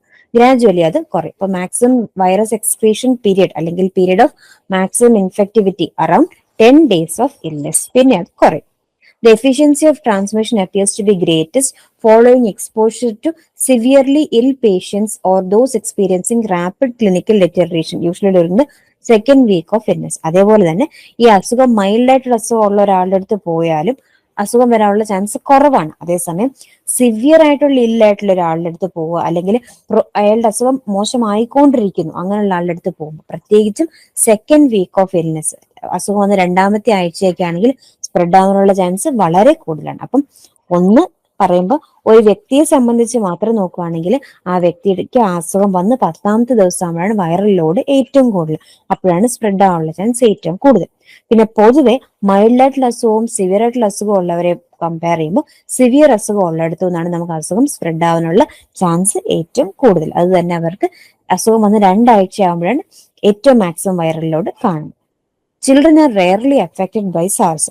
ബാക്കി എല്ലാ അസുഖങ്ങളും പറയുമ്പോൾ ഏറ്റവും കൂടുതൽ ഇൻഫെക്ടിവിറ്റി കാണുന്നത് കുട്ടികളിലാണെങ്കിൽ ഇവിടെ ഈ അസുഖം ചിൽഡ്രൻ ആർ റെയർലി അഫക്റ്റഡ്, കുട്ടികൾ അത്രത്തോളം അഫക്റ്റഡ് ആവാറില്ല. കുട്ടികളിൽ ഈ അസുഖം പൊതുവെ കുറവാണ് കാണുന്നത്. No evidence of SARS has been found in infants of mothers who are infected during pregnancy. അതേപോലെ പ്ലാസന്റ വഴിയുള്ള ട്രാൻസ്മിഷൻ, അമ്മയിൽ നിന്നും കുട്ടിയിലേക്ക് പ്ലാസന്റ വഴിയുള്ള ട്രാൻസ്മിഷൻ, അതിന് നമ്മൾ എന്താ പറയുക? ട്രാൻസ്പ്ലാസന്റൽ ട്രാൻസ്മിഷൻ അല്ലെങ്കിൽ വെർട്ടിക്കൽ ട്രാൻസ്മിഷൻ. ഇവിടെ no evidence of transplacental transmission or no evidence of vertical transmission എന്ന് വെച്ചാൽ കോവിഡ് ഉള്ള ഒരു അമ്മയിൽ നിന്ന് കുട്ടിയിലേക്ക് ട്രാൻസ്പ്ലാസന്റലി ഇൻഫെക്ഷൻ സ്പ്രെഡ് ആകത്തില്ല. കുഞ്ഞ് ജനിച്ചു കഴിഞ്ഞ് ആ കുഞ്ഞിന് പാല് കൊടുക്കുകയും പരിചരിക്കുകയൊക്കെ ചെയ്യുമ്പോൾ റെസ്പിറേറ്ററി റൂട്ട് വഴി അമ്മയിൽ നിന്ന് കുഞ്ഞിന് സ്പ്രെഡ് ആയിട്ട് അങ്ങനെ വരാം. അല്ലാതെ വയറിനുള്ളിൽ കുഞ്ഞിരിക്കുന്ന സമയത്ത് പ്ലാസന്റ വഴി സ്പ്രെഡ് ഉണ്ടാവത്തില്ല. No evidence of SARS has been found in infants of mothers who are infected during pregnancy. Mortality is age related. Mortality എന്ന് വെച്ചാൽ അസുഖം വന്ന് മരിച്ചു പോകാനുള്ള സാധ്യത. Is age related, ranging from less than 1% in persons under 24 years of age to greater than 50% in persons over 65 years of age. അതായത് ഈ അസുഖം വന്ന് മരിക്കാനുള്ള സാധ്യത ഏറ്റവും കൂടുതൽ ആർക്കാണ്? 65 years of ഏജിന് മേലെ ഉള്ളവർക്കാണ്. അവരിൽ 50% ചാൻസ് ഉണ്ട് ഈ അസുഖം കൂടിക്കഴിഞ്ഞാൽ മരിക്കാൻ. അതേസമയം 24 yearsന് താഴെയുള്ളവരിൽ വന്നു കഴിഞ്ഞാൽ മരിക്കാനുള്ള ചാൻസ് തീരെ കുറവാണ്. 1% ചാൻസേ ഉള്ളൂ. ഓക്കെ, അതൊന്ന് അറിഞ്ഞിരിക്കുക. ഏറ്റവും മാക്സിമം മോർട്ടാലിറ്റി എവിടെയാണ്? അബവ് 65 years of ഏജ് ഉള്ളവരിലാണ്. ലെസ് ദാൻ 24 years ഉള്ളവരിൽ മിനിമം. ഇപ്പൊ 24നും 65നും ഇടയിലുള്ളവരിൽ ഒരു ആവറേജ് ആയിരിക്കും. മാക്സിമം അബവ് 65 years of ഏജും മിനിമം ബിലോ 24 years of ഏജും. ഓക്കെ, അപ്പൊ സാർസ് ഇൻഫെക്ഷൻ കഴിഞ്ഞു.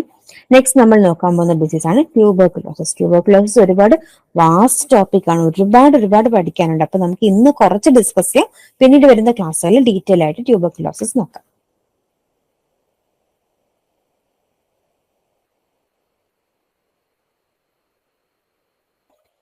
Tuberculosis is an infectious disease primarily affecting lung parenchyma. It is most often caused by Mycobacterium tuberculosis. It may spread to any part of the body, including meninges, kidney, bones and lymph nodes. അത് tuberculosis എന്ന് കേൾക്കുമ്പോൾ നമ്മുടെ വയലേക്ക് പെട്ടെന്ന് വരുന്ന എന്ത്? ക്ഷയം എന്നുള്ളൊരു ടോപ്പിക്കാണ് നമുക്ക് എപ്പോഴും ഓർമ്മ വരുന്നത്. അതായത് ചുമയ്ക്കുന്നു, തുപ്പുന്നു, ശ്വാസം മുട്ടലൊക്കെ വരുന്നു. ആക്ച്വലി ട്യൂബർകുലോസിസ് എന്ന് പറയുന്ന അസുഖം നമ്മുടെ ശരീരത്തിലെ ഒരുപാട് ഓർഗൻസിനെ ബാധിക്കാം. അതായത് നമ്മുടെ ബ്രെയിനിന് ചുറ്റുമുള്ള കവറിങ്, മെനിഞ്ചസിനെ ബാധിക്കാം, കിഡ്നിയെ ബാധിക്കാം, ബോൺസിനെ ബാധിക്കാം, അതുപോലെ തന്നെ ലിംഫ് നോഡ്സിനെ ബാധിക്കാം. കിഡ്നിയെ ബാധിക്കുമ്പോൾ നമ്മൾ അതിനെ റീനൽ ടി ബി എന്ന് പറയും. ബോൺസിനെ ബാധിക്കുമ്പോൾ ബോൺസിനുണ്ടായ ടി ബി എന്ന് പറയും. അപ്പൊ അങ്ങനെ പലതരം ടി ബികളുണ്ട്. അതിൽ ഏറ്റവും കോമൺ ടി ബി എന്ന് പറയുന്നത് നമ്മുടെ ലങ്സിനെ, ലങ് പാരൻകൈമ എഫക്ട് ചെയ്യുന്നതാണ്. It is most common. അതുകൊണ്ടാണ് നമ്മൾ എന്തെന്ന് പറയും? ലങ്സിനെ എഫക്ട് ചെയ്യുന്നതിനെ പൾമണറി ട്യൂബർകുലോസിസ്. ലങ്സിനെ എഫക്ട് ചെയ്യുന്നത് നമ്മൾ അതിനെ പൾമണറി എന്ന് പറയും. Pulmonary tuberculosis. അത് കോസ് ചെയ്യുന്ന ആരാണ്? Mycobacterium tuberculosis. ടൈപ്സ് ഏതൊക്കെയാണ്? പൾമണറി ട്യൂബർകുലോസിസ് എന്ന് പറയുമ്പോൾ ഹ്യൂമൻ ബീങ്സിന്റെ ലങ്സിനെ അഫക്ട് ചെയ്യുന്ന ട്യൂബർകുലോസിസ്. Avian tuberculosis, mycobacterium avium of ബേർഡ്സിനെ അഫക്ട് ചെയ്യുന്ന ട്യൂബർകുലോസിസ് ആണ് avian tuberculosis. Bovine tuberculosis, mycobacterium bovis of cattle, പശു അതുപോലെ കന്നുകാലികളെ എല്ലാം തന്നെ അഫക്ട് ചെയ്യുന്ന ട്യൂബർകുലോസിസ് ആണ് ബൊവൈൻ ട്യൂബർകുലോസിസ്. മൈക്കോബാക്ടീരിയം ബോവിസ് ആണ് അത് കോസ് ചെയ്യുന്നത്. Miliary tuberculosis or disseminated tuberculosis എന്ന് പറയുന്നത് which invades the blood stream and spreads to all organs. അതായത് നമ്മുടെ ബ്ലഡ് സ്ട്രീമിനെ അഫക്ട് ചെയ്തിട്ട് എല്ലാ ഓർഗൻസിലേക്കും സ്പ്രെഡ് ആവുന്നതിനാണ് നമ്മൾ മിലിയറി ട്യൂബർകുലോസിസ് എന്ന് പറയുന്നത്. അപ്പൊ ട്യൂബർകുലോസിസ് എന്ന് പറയുന്ന അസുഖം കോസ് ചെയ്യുന്നത് മൈക്കോബാക്ടീരിയം ട്യൂബർകുലോസിസ് എന്ന് പറയുന്ന ബാക്ടീരിയ ആണ്. അത് ബ്ലഡിലൂടെ സ്പ്രെഡായി നമ്മുടെ ശരീരത്തിലെ പല ഓർഗൻസിനെ അഫക്ട് ചെയ്യാം. അതിൽ ഏറ്റവും കോമൺ ആയിട്ട് ഇപ്പൊ ബ്രെയിനിനെ അഫക്ട് ചെയ്യാം, ലങ്സിനെ അഫക്ട് ചെയ്യാം, അതുപോലെ തന്നെ കിഡ്നിയെ അഫക്ട് ചെയ്യാം, ബോൺസിനെ അഫക്ട് ചെയ്യാം, അങ്ങനെയൊക്കെ അഫക്ട് ചെയ്യാം. അതിൽ ഏറ്റവും കൂടുതലായിട്ട് അത് അഫക്ട് ചെയ്യുന്നത് നമ്മുടെ ലങ്സിനെ അല്ലെങ്കിൽ ലങ് പാരൻകൈമയാണ്. അതിനെ നമ്മൾ പൾമണറി ട്യൂബർകുലോസിസ് അല്ലെങ്കിൽ നമ്മൾ ഈ മലയാളത്തിൽ ക്ഷയരോഗം എന്നൊക്കെ പറഞ്ഞ് കോറിലേറ്റ് ചെയ്യുന്നത് അതാണ്. ആക്ച്വലി ട്യൂബർകുലോസിസ് നമ്മുടെ ശരീരത്തിലെ ഒരുപാട് ഓർഗൻസിനെ അഫക്ട് ചെയ്യാൻ പറ്റുന്ന ഒരു ബാക്ടീരിയ ആണ്. ബേർഡ്സിനെ അഫക്ട് ചെയ്യുന്ന നമ്മൾ ഏവിയൻ ട്യൂബർകുലോസിസ് എന്ന് പറയും. It is caused by mycobacterium avium. കാറ്റലിനെ അഫക്ട് ചെയ്യുന്ന നമ്മൾ മൈക്കോബാക്ടീരിയം ബോവിസ് ആണ്, അതിന് നമ്മൾ ബൊവൈൻ ട്യൂബർകുലോസിസ് എന്ന് പറയും. ഇനി റിസ്ക് ഫാക്ടേഴ്സ്, ടി ബി ഉണ്ടാവാനുള്ള risk factors. Close contact with someone who has active T B ഉള്ള ഒരാളുമായിട്ട് ക്ലോസ് കോൺടാക്ട് വരികയോ ഇടപെടുകയൊക്കെ ചെയ്യുമ്പോൾ നമുക്ക് അവരിൽ നിന്ന് ടി ബി ഇൻഫെക്ഷൻ കിട്ടാനുള്ള ചാൻസ് ഉണ്ട്. ഇമ്മ്യൂണോ കോംപ്രമൈസ് സ്റ്റാറ്റസ്, അതായത് എന്തെങ്കിലും അസുഖം വന്നിട്ട് ഇമ്മ്യൂണിറ്റി കുറഞ്ഞിരിക്കുന്ന ആളുകൾ, അസുഖത്തിന് ചികിത്സ കാരണോ അസുഖം വന്നിട്ടോ അല്ലെങ്കിൽ ഏജ്ഡ് ആയിട്ടുള്ളവർക്ക് ഇമ്മ്യൂണിറ്റി പൊതുവെ കുറവായിരിക്കും. പിന്നെ ഡ്രഗ് അബ്യൂസ് ആൻഡ് ആൽക്കഹോളിസം, ഒരുപാട് ആൽക്കഹോൾ എടുക്കുന്നവർക്കും ഡ്രഗ് അബ്യൂസ് ചെയ്യുന്നവർക്കും ടി ബി വരാനുള്ള സാധ്യത കൂടുതലാണ്. ഓക്കെ, അതൊന്ന് നോട്ട് ചെയ്തേക്കാം. People lacking adequate health care, proper ആയിട്ടുള്ള ഹെൽത്ത് കെയർ ഫെസിലിറ്റീസ് ഇല്ലാത്ത സ്ഥലത്ത് താമസിക്കുന്ന ആൾക്കാർ, അപ്പൊ അവർക്ക് അത് വന്ന് ചികിത്സിക്കാൻ പറ്റില്ല, അങ്ങനെ അസുഖം കൂടും. Pre existing medical conditions like diabetes mellitus, chronic renal failure, sugar, അതുപോലെ തന്നെ ക്രോണിക് കിഡ്നി ഡിസീസ് ഒക്കെ ഉള്ള ആളുകളിൽ ഇത് വരാനുള്ള ചാൻസും വന്നു കഴിഞ്ഞാൽ സിവിയർ ആവാനുള്ള ചാൻസും കൂടുതലാണ്. Immigrants from countries with higher incidents of T B, അതുപോലെ തന്നെ ഇപ്പൊ നമ്മുടെ സ്ഥലത്തേക്ക് ടി ബി ഒരുപാടുള്ള സ്ഥലത്ത് നിന്ന് ഒരാൾ വന്നിട്ടുണ്ടെങ്കിൽ അങ്ങനെ ആ ആളിൽ നിന്നും ഈ സ്ഥലത്തുള്ള ആൾക്കാർക്ക് സ്പ്രെഡ് ആവാം. Institutionalisation, long term care facilities, കുറെ കാലം ഏതെങ്കിലും അസുഖം കാരണം കുറെ കാലം ഒരു ഹോസ്പിറ്റലിൽ ചികിത്സ കിട്ടുന്ന ആൾക്ക്, അതായത് ഒരുപാട് കാലം ഹോസ്പിറ്റൽ സ്റ്റേ വരുന്നത്, അപ്പൊ അവിടുന്ന് പല ഇൻഫെക്ഷൻസും കിട്ടാം. അപ്പൊ അങ്ങനെ ടി ബി ഇൻഫെക്ഷൻ കിട്ടാനുള്ള ചാൻസ് ഉണ്ട്. Living in substandard conditions, hygiene കുറഞ്ഞ കണ്ടീഷൻസ്, അല്ലെങ്കിൽ അങ്ങനെ പാവപ്പെട്ട ആളുകളിലൊക്കെ, അതായത് നറിഷ്മെന്റ് ആവശ്യത്തിന് കിട്ടത്തില്ല. അപ്പൊ നറിഷ്മെന്റ് കുറയുമ്പോൾ ഓട്ടോമാറ്റിക്കലി ഇമ്മ്യൂണിറ്റി കുറയും. അതുപോലെ തന്നെ ഹൈജീൻ കുറയുമ്പോഴും അസുഖങ്ങൾ വരാനുള്ള ചാൻസ് കൂടും. പിന്നെ ഓവർ ക്രൗഡ് ആയിട്ടുള്ള സ്ഥലത്ത് താമസിക്കുമ്പോൾ ഏത് ഇൻഫെക്ഷനും സ്പ്രെഡ് ആവാനുള്ള ചാൻസ് കൂടില്ല, എസ്പെഷ്യലി റെസ്പിറേറ്ററി ഇൻഫെക്ഷൻസ്. പിന്നെ ഓക്യുപേഷണൽ ഹെൽത്ത് കെയർ വർക്കേഴ്സ്, അതായത് എന്തെങ്കിലും അസുഖം കാരണം ലങ്സിന് ഓൾറെഡി ഡാമേജ് ഒക്കെ വന്നിരിക്കുന്നവർക്ക് ഇത് വന്നാൽ സിവിയർ ആവാനുള്ള ചാൻസ് കൂടുതലാണ്. ഇനി പത്തോഫിസിയോളജി, എന്താണ് ഇതിന്റെ സ്റ്റെപ്സ്? മൈക്കോബാക്ടീരിയം ട്യൂബർക്കുലോസിസ്, ആ ബാക്ടീരിയ നമ്മുടെ ലങ്സിലേക്ക് എത്തുന്നു. പൾമണറി ആൽവിയോളയിലേക്ക് എത്തുന്നു, നമ്മുടെ ലങ്സിന്റെ ആൽവിയോളയിലേക്ക് എത്തുന്നു. ഇമ്മ്യൂൺ സിസ്റ്റം ഹാസ് ലോഡ്ജിൻ, അപ്പൊ അതിനെ അറ്റാക്ക് ചെയ്യാനായിട്ട് നമ്മുടെ ആൽവിയോളാർ മാക്രോഫേജസ്, നമ്മുടെ മാക്രോഫേജസ് വരുന്നു അറ്റാക്ക് ചെയ്യുന്നു. Detects the present of pathogen and engulf the bacteria, ഈ മാക്രോഫേജസ് എന്ത് ചെയ്യും? ബാക്ടീരിയനെ എൻഗൾഫ് ചെയ്യും, അതിനെ പിടിച്ചങ്ങ് അകത്താക്കും, അതിനെ ഡിസ്ട്രോയ് ചെയ്യാൻ ശ്രമിക്കും. Mycobacteria inhibits the macrophages to form phagolysosome and remains protected inside the macrophage. Macrophage ഇതിനെ അങ്ങ് കംപ്ലീറ്റ്ലി വിഴുങ്ങിയിട്ട് ഇതിനെ എൻഗൾഫ് ചെയ്യും, ഫാഗോസൈറ്റോസ് ചെയ്ത് അതിനെ ഇല്ലാതാക്കാൻ ശ്രമിക്കുമ്പോൾ, ഡൈജസ്റ്റ് ചെയ്ത് ഇല്ലാതാക്കാൻ ശ്രമിക്കുമ്പോൾ ഈ ബാക്ടീരിയ എന്ത് ചെയ്യും? അതിനെ തടയും. അങ്ങനെ ഇതിനകത്ത് തന്നെ സേഫ് ആയിട്ട് ഈ ബാക്ടീരിയ ഇരിക്കും. Starts replication inside the macrophages. ഇപ്പൊ ഏതെങ്കിലും ഒരു ജീവി, ആ ജീവിയെ കൊല്ലാൻ വേണ്ടി നമ്മൾ ആ ജീവിയെ അങ്ങ് വിഴുങ്ങി നിൽക്കുക, പക്ഷെ ആ ജീവി നമ്മുടെ ബോഡിക്ക് അകത്ത് നിന്നിട്ട് നമ്മുടെ ബോഡിയെ ഡൈജസ്റ്റ് ചെയ്യാൻ സമ്മതിക്കാതെ നമ്മുടെ ബോഡിക്ക് അകത്തിരുന്ന് റീപ്രൊഡ്യൂസ് ചെയ്ത് ഒരുപാട് എണ്ണം ആവുകയാണ്. അതേ പ്രോസസ് ആണ് ഇവിടെ. മൈക്രോബാക്ടീരിയം വന്നു എന്ന് പറഞ്ഞപ്പോൾ നമ്മുടെ മാക്രോഫേജസ് വന്ന് അതിനെ പിടിച്ചു, എൻഗൾഫ് ചെയ്തു, ആൻഡ് അതിന്റെ എൻസൈംസ് ഉപയോഗിച്ച് ഡൈജസ്റ്റ് ചെയ്യാൻ നോക്കുമ്പോൾ ഡൈജസ്റ്റ് ചെയ്യാൻ പറ്റുന്നില്ല. ഈ ബാക്ടീരിയ ഒരു പ്രൊട്ടക്റ്റീവ് കവറിംഗ് ഉണ്ടാക്കി അതിനകത്ത് ഇരുന്നിട്ട് റീപ്രൊഡ്യൂസ് ചെയ്യാണ്. So it remains protected inside the macrophages. Starts replication inside the macrophage. ഇനി മാക്രോഫേജിനകത്ത് ഇരുന്നുകൊണ്ട് ഈ ബാക്ടീരിയ ഇങ്ങനെ റെപ്ലിക്കേറ്റ് ചെയ്യും. അപ്പൊ പ്രൈമറി ഇൻഫെക്ഷൻ അക്കേഴ്സ്, അപ്പൊ അത് കാരണം ഇൻഫെക്ഷൻ ഉണ്ടാവും. Cell mediated immunity gets activated, surrounds cell to form granuloma. പിന്നെ ഇമ്മ്യൂണിറ്റി ആക്ടിവേറ്റ് ചെയ്യും, കൂടുതൽ സെൽസ് അവിടേക്ക് എത്തുന്നു, leads to necrosis of tissues at the infection site. അങ്ങനെ അവിടെ ടിഷ്യൂവിന് ഡെത്ത് സംഭവിക്കുന്നു, ആ സെൽസിന് ഡെത്ത് സംഭവിക്കുന്നു. ആ സെൽസിൽ നിന്ന് ഈ ബാക്ടീരിയ എല്ലാം പുറത്തേക്ക് വരുന്നു, ലിംഫ് നോഡ്സിലേക്ക് വരുന്നു. മാക്രോഫേജസ് അതിനെ ലിംഫ് നോഡ്സിലേക്ക് കൊണ്ടുപോകുന്നു, ലിംഫ് നോഡ്സിൽ നിന്ന് എവിടേക്ക് പോകും? ബ്ലഡിലേക്ക് പോകും. അങ്ങനെയാണ് ഈ അസുഖത്തിന്റെ സ്പ്രെഡ്. ക്ലിനിക്കൽ മാനിഫെസ്റ്റേഷൻസ്, എന്തൊക്കെയാണ് സിംറ്റംസ് കാണുന്നത്? കോൺസ്റ്റിറ്റ്യൂഷണൽ സിംറ്റംസ് എന്ന് വെച്ചാൽ പൊതുവായിട്ട് കാണുന്ന സിംറ്റംസ്. അനോറെക്സിയ എന്ന് പറഞ്ഞാൽ ആഹാരം കഴിക്കാൻ നമുക്കൊന്നിനൊരു രുചി തോന്നാത്തൊരവസ്ഥ. ലോ ഗ്രേഡ് ഫീവർ എന്ന് പറയുമ്പോൾ ചെറിയൊരു പനി. നൈറ്റ് സ്വെറ്റ്സ്, രാത്രിയിൽ ഭയങ്കരമായിട്ട് വിയർപ്പുണ്ടാവും. ആ പോയിന്റ് ഒന്ന് നോട്ട് ചെയ്യുക. ചില അസുഖങ്ങളിൽ മാത്രമേ അത് കാണാറുള്ളൂ, രാത്രിയിൽ മാത്രം സ്പെസിഫിക് ആയിട്ട് വിയർപ്പിടും. ഫെറ്റീഗ്, തളർച്ച, എന്തെങ്കിലും ചെറിയ കാര്യങ്ങൾ ചെയ്യുമ്പോൾ തന്നെ വേഗം ഭയങ്കരമായിട്ട് തളർച്ച ഉണ്ടാവും, അല്ലെങ്കിൽ ഒന്നും ചെയ്യാതെ തന്നെ ഉണ്ടാകുന്ന തളർച്ച. വെയിറ്റ് ലോസ്, വെയിറ്റ് ഭയങ്കരമായിട്ട് കുറയുന്നു. ഇനിയും പൾമണറി സിംറ്റംസ്, സ്പെസിഫിക് ആയിട്ട് റെസ്പിറേറ്ററി സിസ്റ്റത്തിൽ കാണുന്ന സിംറ്റംസ് എന്തൊക്കെയാ? ഡിസ്നിയ, ശ്വാസം എടുക്കാനും വിടാനുള്ള ബുദ്ധിമുട്ട്. നോൺ റിസോൾവിങ് ബ്രോങ്കോ ന്യൂമോണിയ, അത് കൂടി ന്യൂമോണിയ അങ്ങോട്ട് മാറുന്നേ ഇല്ല. അതാണ് ഒരു കുട്ടിക്ക് ചുമയുണ്ടെങ്കിൽ കുഴപ്പമില്ല, ചുമയുടെ മരുന്ന് കൊടുത്താൽ, പക്ഷെ എത്ര കാലം കൊണ്ട് ചുമയുണ്ടെന്ന് തിരക്കേണ്ടത് വളരെ ഇമ്പോർട്ടന്റ് ആണ്. കാരണം ഒരുപാട് കാലം നീണ്ടു നിൽക്കുന്ന ചുമ, അല്ലെങ്കിൽ ഒരുപാട് കാലം നീണ്ടു നിൽക്കുന്ന ശ്വാസം മുട്ടല്, ഒന്നുകിൽ അത് എന്താവാം? പെർട്ടൂസ് അല്ലെങ്കിൽ വൂഫിംഗ് കഫ് ആവാം, അല്ലെങ്കിൽ അത് ടി ബിയുടെ സിംറ്റം ആവാം. ചെസ്റ്റ് ടൈറ്റ്നസ്, മൊത്തത്തിൽ ചെസ്റ്റിൽ ഒരു ടൈറ്റ്നസ് പോലെ ഫീൽ ചെയ്യുക, അതുകൊണ്ട് ശ്വാസം എടുക്കാൻ ബുദ്ധിമുട്ട്. നോൺ പ്രൊഡക്റ്റീവ് കഫ് എന്ന് വെച്ചാൽ എന്താണ്? ചുമയെ നമുക്ക് രണ്ട് രീതിയിൽ തിരിക്കാം. പ്രൊഡക്റ്റീവ് കഫും നോൺ പ്രൊഡക്റ്റീവ് കഫും. പ്രൊഡക്റ്റീവ് കഫ് എന്ന് വെച്ചാൽ കഫത്തോട് കൂടിയുള്ള ചുമയ്ക്കുമ്പോഴത്തേക്കും ഭയങ്കരമായിട്ട് കഫം വരുന്നു, ആ കഫം നമ്മൾ തുപ്പിക്കളയും. ഇനി നോൺ പ്രൊഡക്റ്റീവ് കഫ്, കഫം ഒന്നും പുറത്തേക്ക് വരുന്നു പക്ഷെ ഭയങ്കരമായ ചുമ, നമ്മൾ ഡ്രൈ കഫ് എന്നൊക്കെ പറയും. സോ അതാണ് non productive cough. Mucopurulent sputum with ഹീമോപ്റ്റൈസിസ്. ഇനി അഥവാ കഫം വന്നു കഴിഞ്ഞാൽ അതിനൊരു യെല്ലോയിഷ് കളർ ആയിരിക്കും, അതായത് പഴുപ്പോട് കൂടിയ കഫമായിരിക്കും വരുന്നത്. അതേപോലെ ഹീമോപ്റ്റൈസിസ് എന്ന് പറയുമ്പോൾ ചുമയ്ക്കുന്ന സമയത്ത് ബ്ലഡ് വരിക, സ്പിറ്റ് ചെയ്യുന്ന സമയത്ത് തുപ്പുന്ന സമയത്തൊക്കെ ബ്ലഡ് വരിക, അതിനെയാണ് ഹീമോപ്റ്റൈസിസ് എന്ന് പറയുന്നത്. പിന്നെ ചെസ്റ്റ് പെയിൻ, നെഞ്ചുവേദന വരെ. ഇതൊക്കെയാണ് pulmonary symptoms. Dyspnoea, non resolving bronchopneumonia, chest tightness, non productive cough, mucopurulent sputum with haemoptysis and chest pain. Next, extra pulmonary symptoms, ശ്വാസകോശ സംബന്ധമല്ലാത്ത സിംറ്റംസ്. പെയിൻ, ഇൻഫ്ലമേഷൻ, ഏത് സൈറ്റിലാണോ ഇത് എഫക്ട് ചെയ്യുന്നത് ആ സൈറ്റിൽ നമുക്ക് പെയിൻ, വേദനയും അതുപോലെ നീർവീക്കവും ഒക്കെ കാണാൻ സാധിക്കും. ഓക്കെ, അപ്പൊ നമ്മളിപ്പോ ട്യൂബർകുലോസിസ് എന്ന് പറഞ്ഞ ടോപ്പിക്കിലേക്ക് ജസ്റ്റ് ഒന്ന് പ്രവേശിച്ചിട്ടേ ഉള്ളൂ, ഡീപ്പായിട്ട് പഠിച്ചിട്ടില്ല. ഇൻട്രൊഡക്ഷൻ മാത്രമാണ് പഠിക്കുന്നത്. ട്യൂബർകുലോസിസ് എന്ന് പറയുന്നത് ബാക്ടീരിയൽ ഡിസീസ് ആണ്. മൈക്രോ ബാക്ടീരിയം ട്യൂബർകുലോസിസ് പറയുന്ന ബാക്ടീരിയ ആണ് കോസ് ചെയ്യുന്നത്. അത് നമ്മുടെ ശരീരത്തിൽ ഏത് ഓർഗനെ വേണമെങ്കിലും എഫക്ട് ചെയ്യാം. ഏറ്റവും കൂടുതലായിട്ട് എഫക്ട് ചെയ്യുന്ന ലങ്സിനെയാണ്.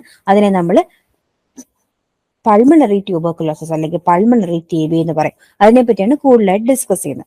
പിന്നെ ബേർഡ്സിൽ വരുന്ന ടൈപ്പിന് നമ്മൾ ഏവിയൻ ട്യൂബർകുലോസിസ്, കാറ്റലിൽ വരുന്നതിന് ബൊവൈൻ ട്യൂബർകുലോസിസ് എന്ന് പറയും. ബ്ലഡിലൂടെ സ്പ്രെഡായി ഏത് ഓർഗൻസിനെ എഫക്ട് ചെയ്യുന്ന TB ആണ് നമ്മൾ മിലിയറി ട്യൂബർകുലോസിസ് അല്ലെങ്കിൽ ഡിസെമിനേറ്റഡ് ട്യൂബർകുലോസിസ് എന്ന് പറയുന്നത്. ഏതൊക്കെയാണ് മറ്റ് organs? Meninges, kidney, bones, lymph nodes, അവിടെയൊക്കെ എഫക്ട് ചെയ്യാം. റിസ്ക് ഫാക്ടേഴ്സ് എന്തൊക്കെയാണ്? TB ഉള്ള ആളുമായിട്ട് അടുത്തിടപഴകുന്നത്, ഇമ്മ്യൂണിറ്റി പൊതുവെ കുറഞ്ഞിരിക്കുക, ഡ്രഗ് ആൻഡ് ആൽക്കഹോൾ അബ്യൂസ്, അതൊന്ന് നോട്ട് ചെയ്യണം.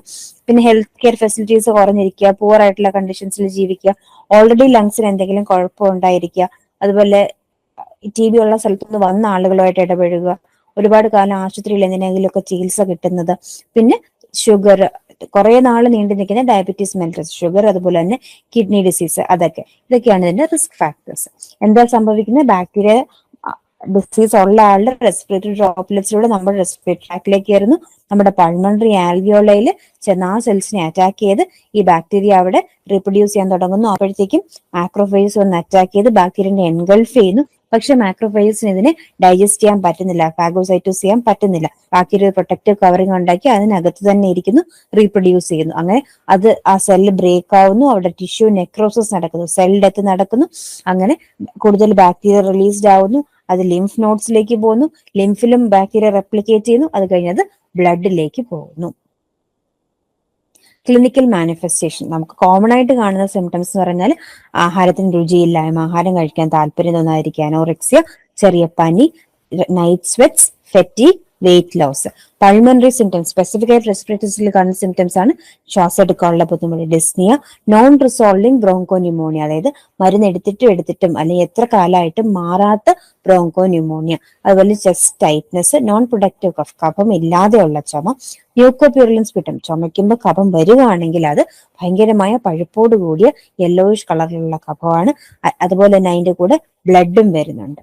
പിന്നെ ഹീമോപ്റ്റൈസിസ്, ചെസ്റ്റ് പെയിൻ, നെഞ്ചുവേദന. എക്സ്ട്രാ പൾമണറി സിംറ്റംസ്, വേറെ ഏതെങ്കിലും ഓർഗനെ എഫക്ട് ചെയ്യുന്നത് അവിടെ നമുക്ക് പെയിനും ഇൻഫ്ലമേഷനും വേദനയും നീർവീക്കും കാണാൻ സാധിക്കും. ഇതൊക്കെ ജനറൽ ആയിട്ടുള്ള കാര്യങ്ങളും. TB ഒരു വാസ്റ്റ് ടോപ്പിക്കാണ്, ഒരുപാട് ഡീപ്പായിട്ട് ഒരുപാട് കാര്യങ്ങൾ ഡിസ്കസ് ചെയ്യാനുണ്ട്. നെക്സ്റ്റ് ക്ലാസ്സിൽ നമുക്ക് നോക്കാം. ഓക്കെ.